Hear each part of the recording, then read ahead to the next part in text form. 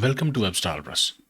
I have shared a similar video on my channel already. In this video, I have got another example of this weird overflow case. I've got two boxes, outer and inner. Outer box has got fixed height. Width is kind of also fixed because it's in the container. And the outer box has got position relative. Inner box, that is with green color, has got fixed width and height. It's got position absolute.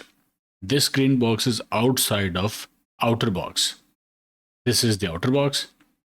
Green box is going outside because we have used position absolute and right minus 50 px. So inner box is overflowing from outer box. This text inside outer box is also overflowing from bottom. I want outer box to overflow from right side only or from x-axis only.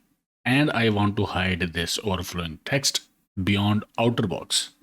So in outer box, I will use overflow-hidden to hide overflowing text.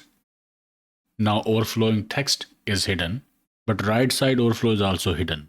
So let's see, let's make overflow-x visible, but the result is same. It should work, but it is not.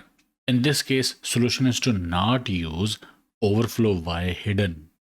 Instead, we should use overflow-y clip. And now overflow-y is hidden that we want and overflow-x is visible.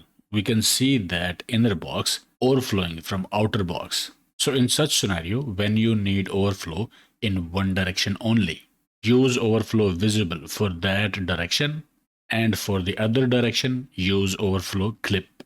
Okay, I hope it is even more simpler example than the previous example.